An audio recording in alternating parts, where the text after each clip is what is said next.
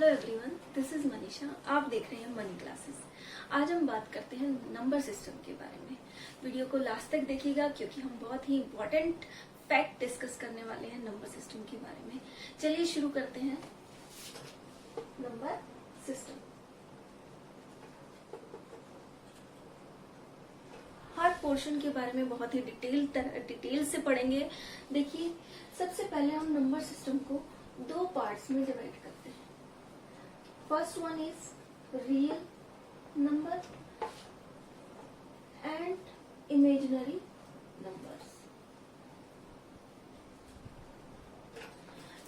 देखिए, रियल नाम से ही पता चल रहा है, जो नंबर रियल है, जिनको हम नंबर लाइन पे डिनोट कर सकते हैं, वो रियल नंबर होते हैं। कुछ ऐसे नंबर्स भी हैं जो हम नंबर लाइन पे नहीं शो कर सकते, उनको हम किसकी कैटेगरी में डालते हैं? इमेजिनरी नंबर्स की कैटेगरी में डालते हैं। एक्चुअली क्या हुआ, कुछ कैलकुलेशंस में इस तरह के नंबर आए कि उनको सॉल्व करना थोड़ा सा टिपिकल था, तो ऐसे नंबर्स को इमेजिनरी नंबर्स की कैटेगरी में डाल दिया गया। अच्छा, ये नंबर थे कौन से? एक्चुअली क्या हुआ कि हम जो स्क्वायर और स्क्वायर रूट निकालते हैं वो हमेशा पॉजिटिव नंबर का निकालते हैं, लेकिन कई बार कैलकुलेशंस में कुछ ऐसे फैक्टर्स भी आए जिनसे कैलकुलेशन में स्क्वायर रूट के अंदर नेगेटिव इंटीजर आ गई। जो नेगेटिव इंटीजर है वो स्क्वायर रूट के अंदर सॉल्व करना थोड़ा सा मुश्किल था, तो ऐसे नंबर्स को उठा के एक और नई कैटेगरी बनाई गई और डाल दिया गया इमेजिनरी नंबर्स में। तो हम अगर इमेजिनरी नंबर की बात करें तो हम बात करते हैं square root of negative number. ये -1 है, किसी भी रियल नंबर को इससे मल्टीप्लाई कर देते हैं तो वो भी इमेजिनरी नंबर बन जाता है। इस इमेजिनरी नंबर को विच इज अंडर रूट -1, इसको क्या कहा गया? आयोटा कहा गया। बार बार ये बोला नहीं जाता कि अंडर रूट -1, इसके बारे में आप 11th-12th में बहुत अच्छे से डिटेल वर्जन पढ़ेंगे। फिलहाल बस इतना जान लीजिए कि जो इमेजिनरी नंबर है वो square root of negative integer होते हैं। चलिए बात करते हैं रियल नंबर। रियल नंबर जैसे मैंने अभी बताया आपको, वो सारे नंबर जिनको हम नंबर लाइन पे शो कर सकते हैं वो किसके अंडर आते हैं? रियल नंबर के अंडर आते हैं। इनको भी हम फर्दर दो कैटेगरीज में डिवाइड करते हैं, और वो कैटेगरीज क्या है? Rational numbers and irrational numbers. फिर से यहां से पीछे से बात करनी शुरू करते हैं। रैशनल नंबर वो हैं जिनको हम फ्रैक्शन की फॉर्म में नहीं लिख सकते। रैशनल नंबर वो नंबर्स हैं जिनको हम फ्रैक्शंस की फॉर्म में लिख सकते हैं। दैट मीन्स हम उसको p/q की फॉर्म में डिनोट कर सकते हैं। लेकिन अगर किसी भी वो नंबर जिसको p/q की फॉर्म में नहीं लिखा जा सकता, वो किसके अंडर आता है? इररेशनल नंबर की फॉर्म में। अब ये नंबर होते कौन कौन से हैं? जैसे कि √2, रूट की सारे टर्म्स जब हम उनको सॉल्व करते हैं तो ये नंबर्स कभी भी सॉल्व होने के बाद p/q की फॉर्म में नहीं लिखी जा सकती। जब इनको सॉल्व किया जाता है तो ये ऐसे डेसिमल नंबर फॉर्म करते हैं जो ना तो सेम आते हैं, आफ्टर डेसिमल जो डिजिट्स आती हैं वो ना तो इनकी सेम आती है और ना ही कहीं जाकर ये स्टॉप होती है। इसलिए इन इररेशनल नंबर्स को non terminating, non repeating numbers भी कहा जाता है। Non terminating, non repeating irrational numbers को कहा जाता है। रूट की terms √3, √5 up to so on. Exponential terms भी इररेशनल नंबर है और पाई भी एक इररेशनल नंबर है। याद रखिएगा, पाई एक इररेशनल नंबर है, बहुत ही इंपॉर्टेंट है। ये चीज आपको हर जगह किसी इंटरव्यू में भी पूछ ली जाती है कि पाई इज रैशनल नंबर और इररेशनल नंबर। क्योंकि हम बात करते हैं ना जब पाई की, तो हम बात करते हैं 22/7 की, क्योंकि पाई की वैल्यू 22.7 नहीं होती है, पाई की वैल्यू होती है 3.14 एंड डैश, जो कि लगभग सेम होती है जब हम 22/7 को सॉल्व करते हैं उसकी 2 डिजिट तक। उसके बाद 22/7 और पाई की वैल्यूज बिल्कुल डिफरेंट है। ठीक है, क्लियर है? बात करते हैं रैशनल नंबर की। रैशनल नंबर को भी मैंने बताया कि जिसको हम पी बाई क्यू की फॉर्म में, जिन नंबर को पी बाई क्यू की फॉर्म में लिख सकते हैं, वो क्या है हमारे पास? Rational number. इनको हम किस तरह से डिवाइड करते हैं? इंटीजर्स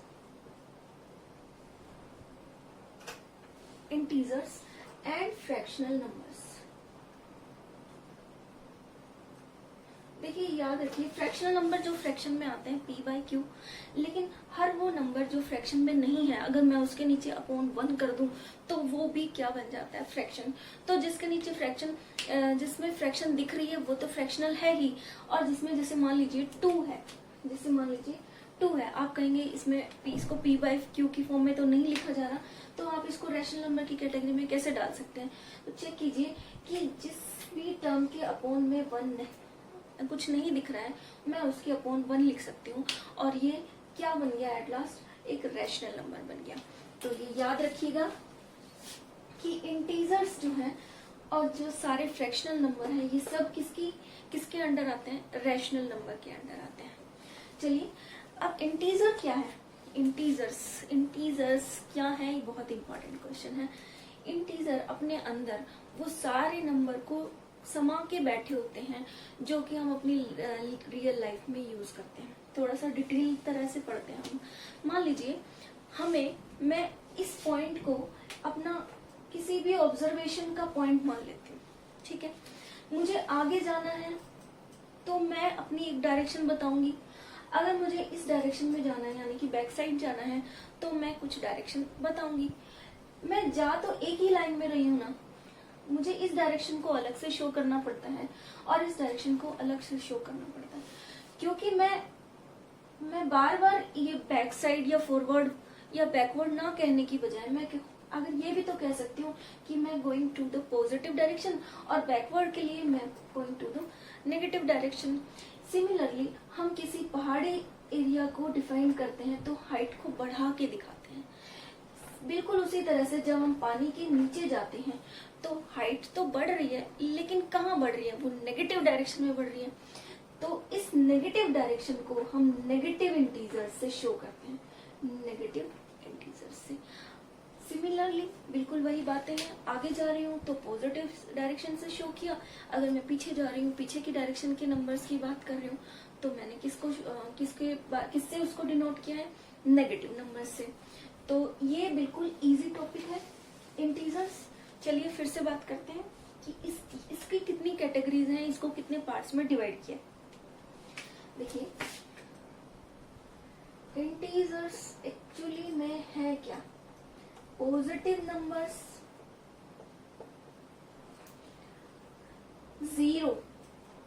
जीरो को मैं अलग कैटेगरी में डाल देती हूँ। जीरो अपने आप में एक नंबर है, जीरो नंबर, और बाकी सारे नेगेटिव नंबर, ठीक है। पॉजिटिव नंबर्स कहाँ से शुरू होंगे? क्योंकि मैंने जीरो अलग कैटेगरी में डाला है, तो ये कहाँ से शुरू होंगे? 1 2 3 अप टू सो ऑन, जहां तक भी आपकी कैलकुलेशंस जाती हैं वहां तक आपके सारे नंबर पॉजिटिव नंबर के अंडर आते हैं। जीरो अपने आप में मैंने कैटेगरी डाल दी है, तो ये जीरो इंटीजर्स के ही अंडर आएगा। बात करते हैं नेगेटिव। जितने आपके पॉजिटिव नंबर्स हैं, बिल्कुल उतने ही आपके नेगेटिव नंबर्स भी हैं। तो हम बात करते हैं अगर नेगेटिव नंबर्स की, तो ये कहाँ तक जाएंगी? इतना पॉजिटिव में है यानी कि अप टू इंफिनिटी, तो ये भी नेगेटिव में भी अप टू इंफिनिटी जाते हैं। अब ये तो हो गए सिंपल नंबर्स। इनके नाम क्या है? मैथमेटिक्स में हम इनको पॉजिटिव नेगेटिव नंबर्स की बजाय कुछ और नाम भी यूज करते हैं। जैसे अगर मैं सिर्फ इन पॉजिटिव नंबर्स की बात करूं तो मैं इनको डालती हूँ नेचुरल नंबर्स में। चलिए, हम बात कर रहे थे जो पॉजिटिव नंबर्स हैं इंटीजर्स में, इनको हम किस नाम से जानते हैं? नेचुरल नंबर्स के नाम से जानते हैं। नंबर्स, अगर मैं पॉजिटिव नंबर्स और जीरो को मिला दूं, कंबाइनली अगर हम इनकी बात करें तो इनको होल नंबर्स कहा जाता है। बच्चे बहुत कंफ्यूज होते हैं कि नेचुरल नंबर और होल नंबर में क्या डिफरेंस है। कोई डिफरेंस इतना है नहीं, सिवाय क्या है कि अगर मैं 0 को इंक्लूड ना करूँ, सिर्फ पॉजिटिव इंटीजर लूँ, तो वो मेरे पास क्या है, नेचुरल नंबर्स हैं। और अगर मैं 0 को इंक्लूड कर दूँ विद पॉजिटिव इंटीजर्स, तो उनको क्या कहा जाता है, होल नंबर कहा जाता है। वेरी क्लियर है, बहुत इंपॉर्टेंट फैक्ट है। बच्चे हर जगह यहाँ पर थोड़ी सी गलती करते हैं, तो थोड़ा सा ध्यान से समझने की जरूरत है। नेगेटिव इंटीजर्स को नेगेटिव इंटीजर्स के ही नाम से जाना जाता है, इसके अलावा इसका कोई और नाम नहीं है। इनके अलावा ये तो एक तरह से रियल नंबर्स की क्लासिफिकेशन हुई।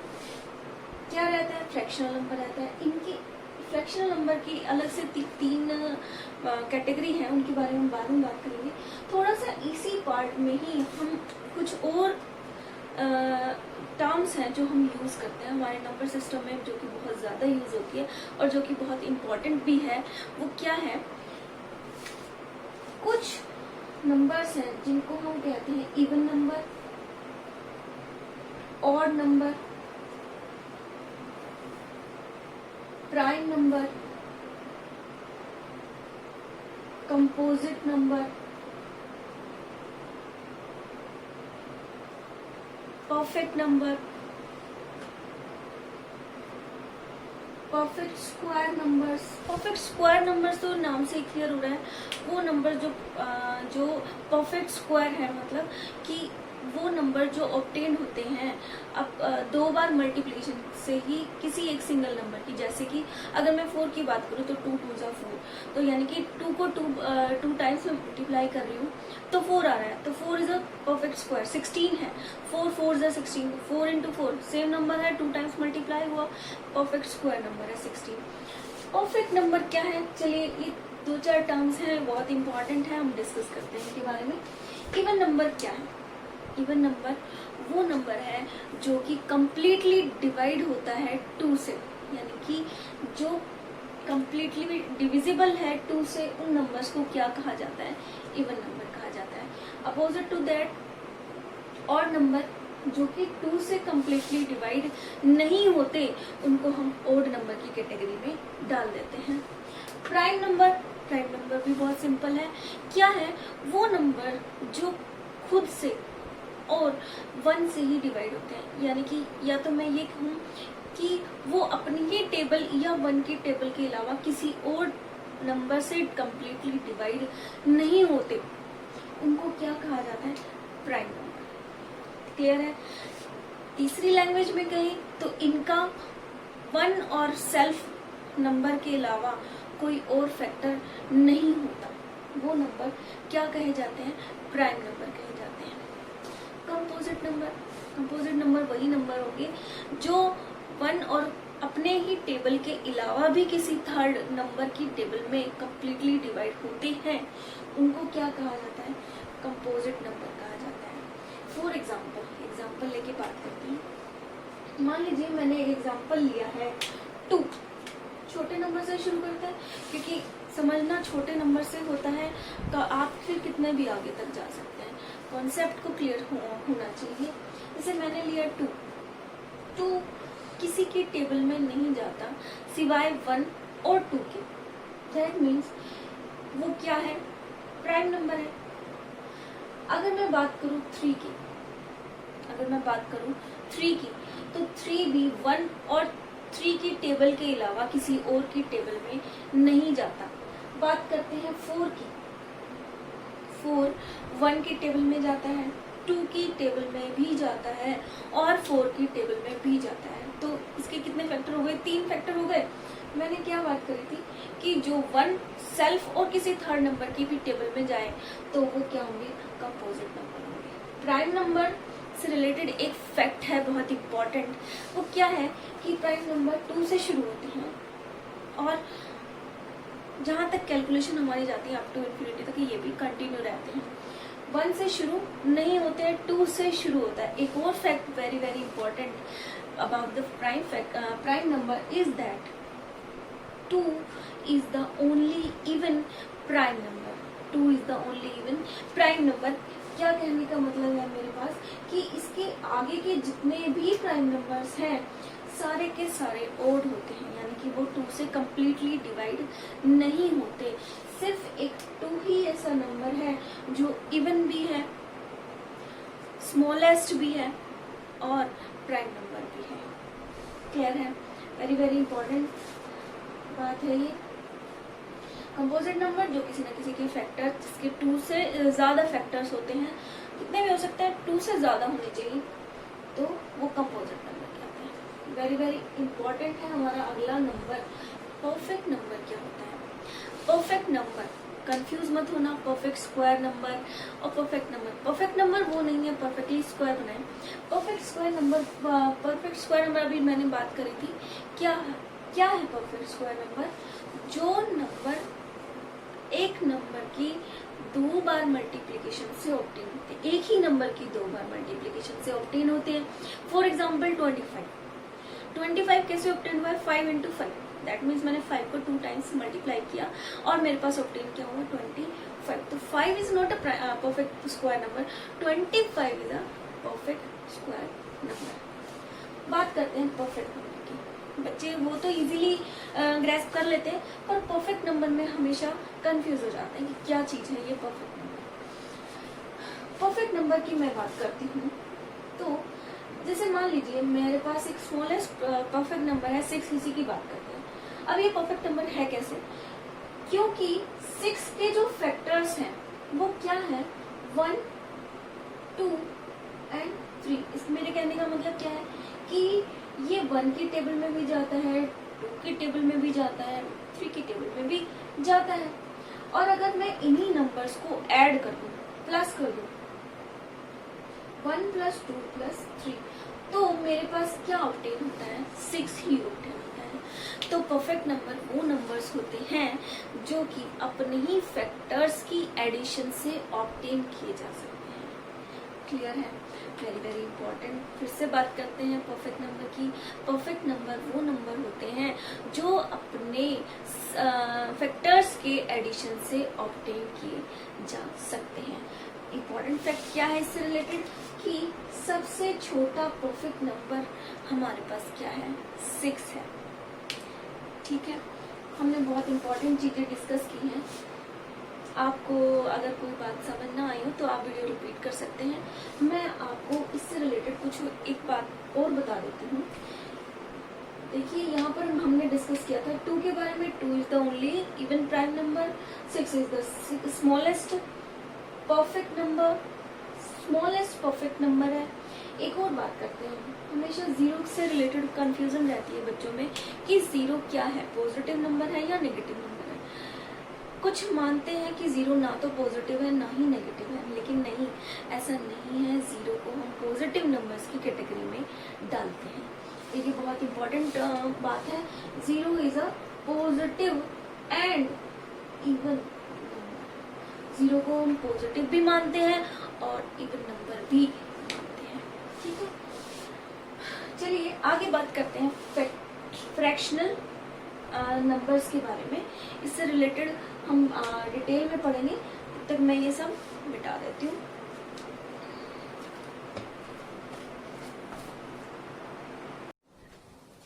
फ्रैक्शनल नंबर को भी हम 3 तरह की कैटेगरी में डालते हैं। फ्रैक्शनल नंबर को कौन कौन सी है वो 3 कैटेगरी? प्रॉपर फ्रैक्शन,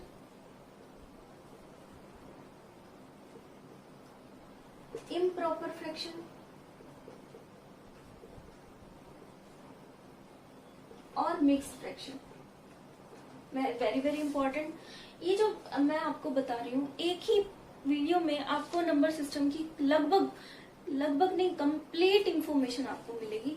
तो वीडियो को लास्ट तक देखिए और शेयर करें और सब्सक्राइब भी करें। जिसको हेल्प मिल सकती है दोस्तों, उसको हेल्प मिलनी चाहिए।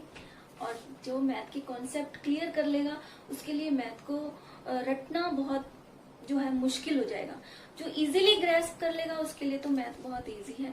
प्रैक्टिस करते रहिए, मैथ अपने आप आ जाता है। चलिए बात करते हैं प्रॉपर फ्रैक्शन के बारे में। फ्रैक्शन मैंने बोला कि वो नंबर जिनको हम p/q की फॉर्म में लिख सकते हैं। तो इतनी बात तो क्लियर है कि ये p/q की फॉर्म में ही होंगे। डिफरेंस क्या है प्रॉपर एंड इम्प्रॉपर में? देखिए जो हमारे पास फ्रैक्शन है उसमें जो ऊपर वाला नंबर है उसको हम न्यूमरेटर कहते हैं और जो नीचे वाला नंबर है अपॉन में जो है हमारे पास, उसको हम डिनोमिनेटर कहते हैं। अगर ये प्रॉपर फ्रैक्शन है तो जो न्यूमरेटर है, मैं नोटेशन से लिख देती हूँ, जो न्यूमरेटर है वो लेस होगा डिनोमिनेटर से। क्लियर? न्यूमरेटर यानी कि p वो लेस होगा डिनोमिनेटर से। इम्प्रॉपर फ्रैक्शन में क्या होगा कि ये जो p बाय क्यू की फॉर्म है इसमें न्यूमरेटर ग्रेटर होगा किससे? डिनोमिनेटर से। क्लियर? इतना सा डिफरेंस है। इसमें न्यूमरेटर लेस होगा, इसमें न्यूमरेटर ज्यादा होगा। एक एग्जांपल देख लेते हैं। मान लीजिए मैं कह रही हूँ कि 2/3 है, 5/7 है, तो इसमें क्लियरली है कि ऊपर वाला यानी कि न्यूमरेटर डिनोमिनेटर से छोटा है, यहाँ पर भी न्यूमरेटर डिनोमिनेटर से छोटा है। That means these two fractions are proper fraction. अगर हम बात करें 7/3 की या फिर हम बात करें 5/2 की, क्लियर, यहाँ पर हमारे पास न्यूमरेटर बड़ा है डिनोमिनेटर से, तो ये दोनों फ्रैक्शन मेरी किसके अंडर आती है? इम्प्रॉपर फ्रैक्शन की। यहाँ पर चेंज क्या है कि जब आप इनको सॉल्व करेंगे तो डिजिट जो आएगी वो पॉइंट से पहले हमेशा 0 आएगी, और जब यहाँ सॉल्व करेंगे तो यहाँ पहले कुछ ना कुछ डिजिट आएगी, जैसे 2.3333 समथिंग। तो जो 2 पॉइंट में आए यानी कि डेसिमल से पहले भी कोई इंटीजर कोई नंबर आपको दिखाई दे तो दैट मीन्स वो इम्प्रॉपर फ्रैक्शन। अगर सिर्फ डेसिमल के बाद नंबर दिखाई दे रहे हैं तो वो प्रॉपर फ्रैक्शन। बात करते हैं मिक्स फ्रैक्शन की। जब मैं कहूं कि मेरे पास 2:5/3 है, सॉरी 2:3/5 है, तो इस तरह की फ्रैक्शंस को हम किसके अंडर डालते हैं? मिक्स फ्रैक्शन के अंडर डालते हैं। सॉल्व कैसे करते हैं? ये जो आपके पास डिनोमिनेटर है इसको आप इससे मल्टीप्लाई कीजिए और जो आपके पास आंसर आए उसको किससे ऐड कर दीजिए? न्यूमरेटर से। तो आप सॉल्व कैसे करेंगे? 5 2 10, 10 + 3 13, 13 और आपके डिनोमिनेटर में आएगा 5। तो इस तरह की फ्रैक्शंस को हम मिक्स फ्रैक्शन के अंडर डालते हैं। क्लियर है? बहुत इजी है। एक दो बार आप कुछ एग्जांपल लें, अपनी तरफ से बनाएं और उसको सॉल्व करके चेक करें, तो ये आपको इजीली समझ में आ जाएगा। इसके अलावा कुछ और टर्म्स भी यूज होती हैं हमारे नंबर सिस्टम में, और वो टर्म्स क्या है जैसे मैं बताती हूँ आपको। टर्मिनेटिंग, सॉरी थोड़ा क्लियर लिख देती हूँ, टर्मिनेटिंग नंबर्स, नॉन टर्मिनेटिंग, ये कैटेगरी थोड़ी अलग है। इंटीजर्स में आप इसको मिक्स मत कीजिएगा। नॉन टर्मिनेटिंग, और तीसरी कैटेगरी है नॉन टर्मिनेटिंग नॉन रिपीटिंग। देखिए नाम से ही पता चल रहा है। टर्मिनेटिंग, जो टर्मिनेट हो जाए, एक पॉइंट पे आके स्टॉप हो जाए।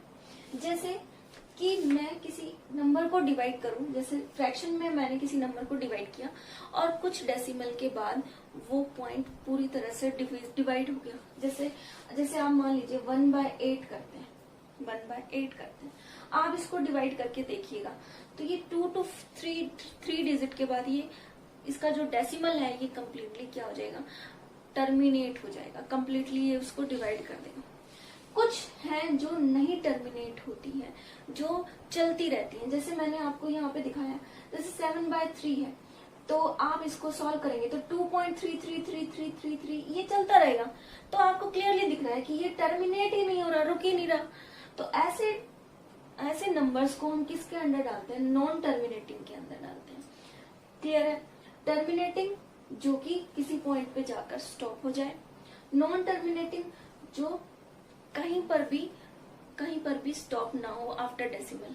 हम क्या बोलते हैं इसको? रिपीटिंग नॉन टर्मिनेटिंग, या आगे पीछे भी बोल सकते हैं non terminating and repeating ratios. Clear है? बात करते हैं नॉन टर्मिनेटिंग नॉन रिपीटिंग। अब ये जो कैटेगरी है ये सिर्फ कहाँ हमें देखने को मिलती है? इर्रेशनल नंबर्स में। क्या बोला मैंने? Non terminating and non repeating. ना तो ये टर्मिनेट होती है किसी पॉइंट पे जाके आफ्टर डेसिमल, और ना ही ये रिपीट होती है। तो ऐसी कैटेगरी को हम किसके अंडर डालते हैं? Irrational number. सिर्फ यही कैटेगरी है जो इर्रेशनल नंबर के अंडर आती है। बाकी ये terminating and non terminating repeating ratios किसके अंदर आती है? प्रॉपर और इम्प्रॉपर फ्रैक्शंस के अंदर आती है और मिक्स्ड फ्रैक्शन के अंदर आती है। तो ये थी आपकी कंप्लीट इन्फॉर्मेशन। इससे रिलेटेड अगर आपको कोई डाउट है तो आप मेरे वीडियोस में कमेंट से पूछ सकते हैं। And the last thing is, if you like the videos, do like the videos, share and subscribe the channel. Thank you very much and God bless you.